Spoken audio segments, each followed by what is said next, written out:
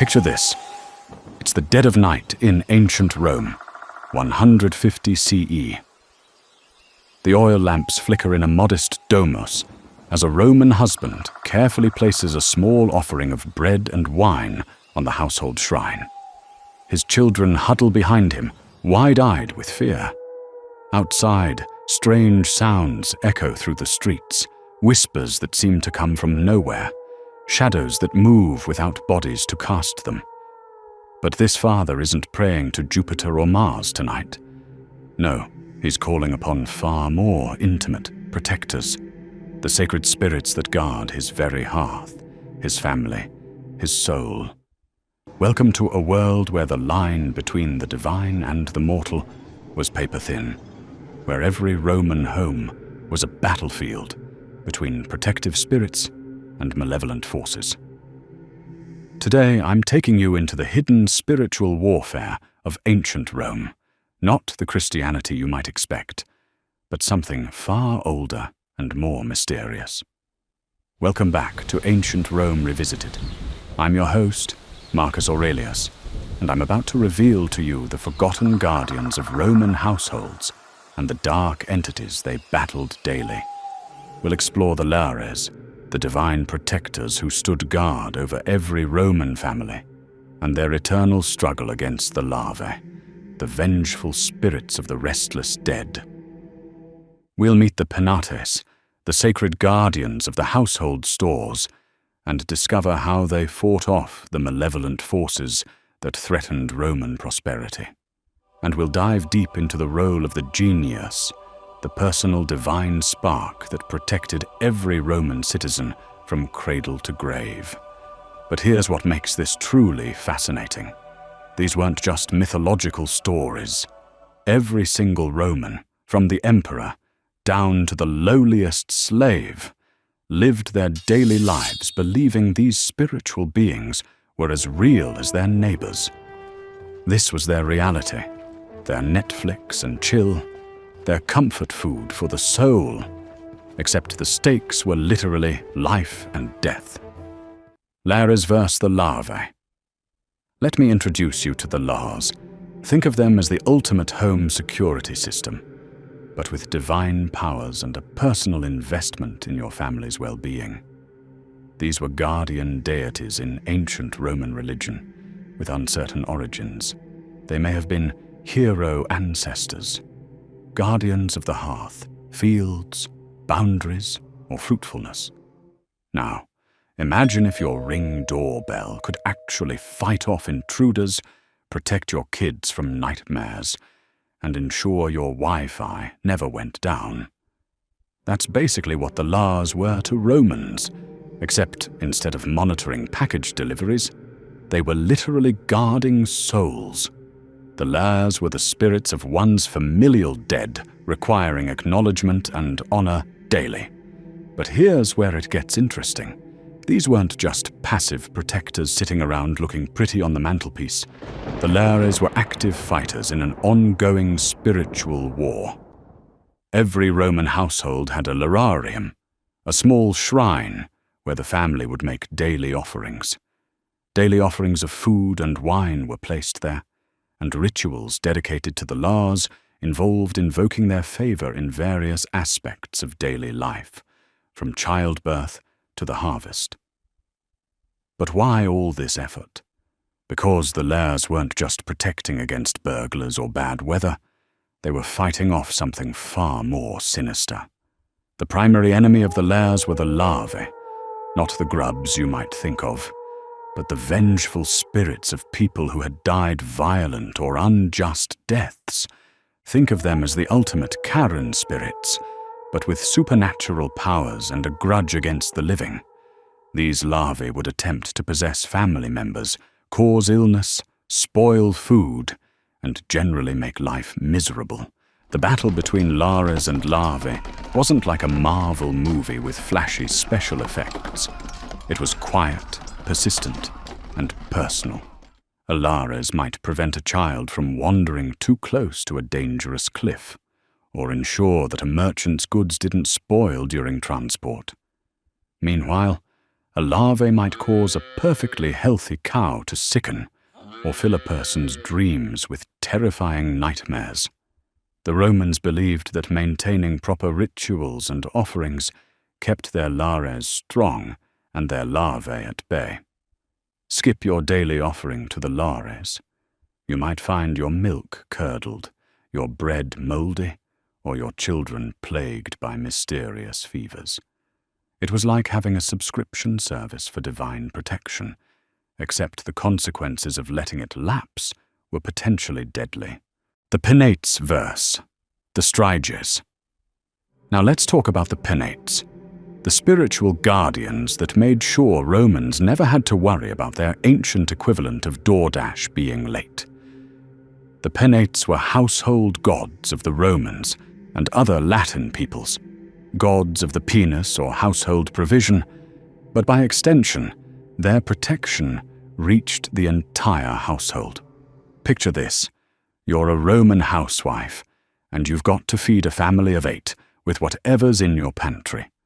No grocery stores, no Amazon Fresh, no backup plan. The Penates were your insurance policy, your meal prep assistants, and your financial advisors all rolled into one divine package. But the Penates weren't just about keeping the cupboards full. They were locked in an eternal struggle against spirits of want and famine, malevolent entities that the Romans believed could curse their food stores, cause crops to fail, and bring economic ruin upon families. When the family had a meal, they threw a bit into the fire on the hearth for the Penates. This wasn't just being polite to your spiritual roommates. It was feeding your divine defense system. The Penates used these offerings to maintain their strength in their ongoing battle against the forces of scarcity. The enemies of the Penates weren't just abstract concepts of hunger. Romans believed in specific malevolent spirits that could infiltrate their homes and wreak havoc. There were the Striges, owl-like demons that would steal and spoil food in the night. There were the larvae again, but in their role as bringers of want and need. And there were the manes of those who had died in poverty or hunger, seeking to drag the living into their same fate. A successful Penates was like having the world's best financial advisor, who also happened to be a divine warrior. They would ensure that investments paid off, that stored grain didn't rot, that the family's resources were protected from both natural disasters and supernatural threats. A family with strong Penates might find their small garden producing abundant harvests, their business dealings going smoothly, their stored goods lasting longer than expected. But when the Penates were weak or offended, the consequences were swift and severe. Food would spoil overnight, business deals would fall through, mice and insects would invade the stores. The family would find themselves sliding toward poverty, not through any fault of their own, but because their spiritual protectors had lost the battle against the forces of want. The genius verse, the evil genius. Here's where Roman spirituality gets really personal. Every Roman citizen had their own individual divine protector, called a genius, and I don't mean they were particularly clever, though that was certainly a bonus. The genius was like having a personal guardian angel, life coach, and spiritual bodyguard all in one. Think of your genius as your personal divine spark, the part of you that connected directly to the gods. It was born with you, lived with you, and would determine your fate after death. But here's the kicker. Your genius wasn't just a passive observer of your life. It was actively fighting for your soul against your personal demons. Every Roman believed that they also had a dark counterpart to their genius, sometimes called their evil genius or their personal daemon. This wasn't the Christian concept of a demon, but rather the part of their spiritual nature that could lead them toward destruction, bad decisions, and moral corruption.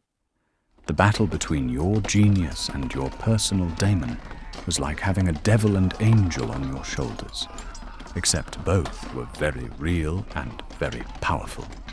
Your genius would try to inspire you toward virtuous actions, good decisions, and spiritual growth.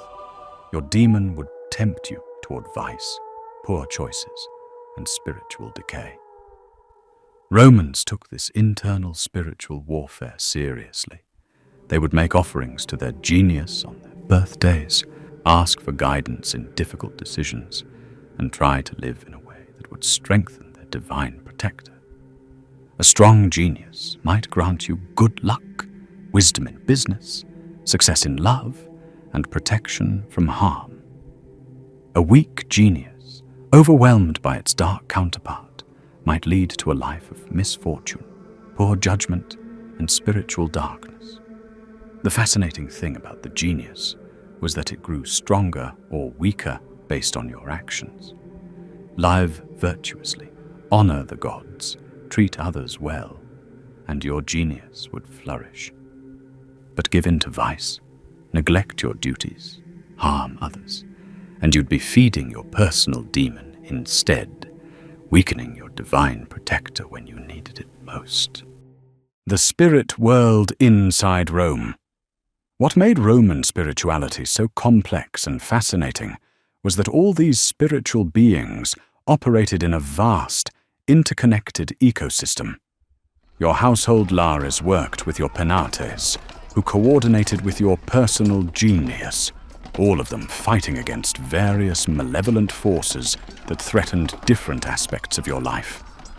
It was like having a whole team of supernatural specialists. The lares handled home security and family protection. The penates managed resources and prosperity. The genius focused on personal guidance and moral development, and they all worked together to keep the dark forces at bay. But this wasn't just individual-level spiritual warfare. Romans believed that the spiritual health of individual households affected the entire community. A neighborhood with strong household spirits would be prosperous and safe. A community where people neglected their spiritual duties would be vulnerable to plague, famine, political chaos, and military defeat.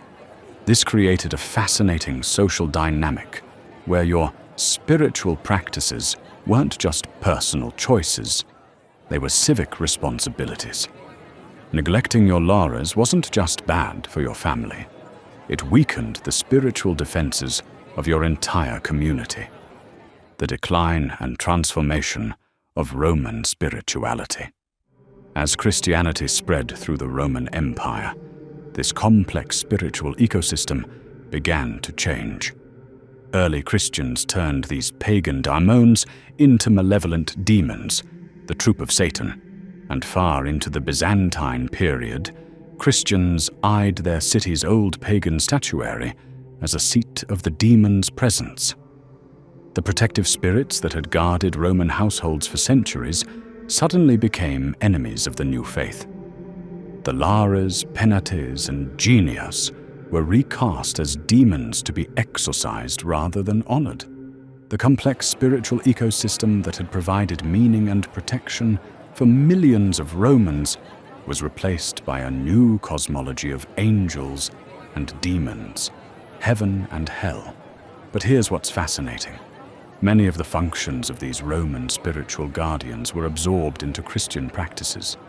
Saints began to fulfill many of the protective roles once held by lares.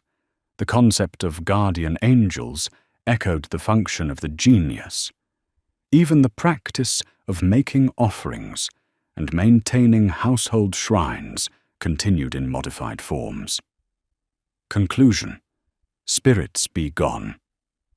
The spiritual world of ancient Rome was far more complex and nuanced than the simple good versus evil cosmology we often see in popular culture. It was a sophisticated system where divine protectors fought daily battles against malevolent forces, where spiritual health required constant attention and care, and where the fate of individuals, families, and communities hung in the balance of these invisible conflicts. These weren't abstract theological concepts for the Romans. They were lived realities that shaped every aspect of daily life. From the moment a Roman citizen woke up to the moment they went to sleep, they were surrounded by spiritual beings engaged in cosmic warfare for their souls, their prosperity, and their very lives. The next time you flip on a light switch, check your home security system, or simply feel grateful for the roof over your head. Remember the Romans who believed their safety depended on maintaining good relationships with invisible guardians who never slept, never wavered, and never stopped fighting for their protection. In our modern world of ring doorbells and insurance policies, we've perhaps lost something of the Romans' understanding that life is fragile, that protection is precious, and that the forces working for our well-being, whether spiritual or technological, deserve our gratitude and attention. The battle between light and dark, protection and destruction, order and chaos continues today, just in different forms. The Romans understood something we might have forgotten, that the greatest battles aren't always the ones we can see, and sometimes the most powerful guardians are the ones we never notice until they're gone. If you enjoyed this video on the long-lost spirits and demons inside ancient Rome, then I have many other videos to share with you, two of which look at the role of archangels Michael and Gabriel in Roman Christian theology. You'll find these videos by visiting the home screen. And while you're there, make sure you hit the subscribe button and click the like button as well. That way, you'll never miss another episode of Ancient Rome Revisited. Thanks for liking and subscribing. I'll see you in the next videos.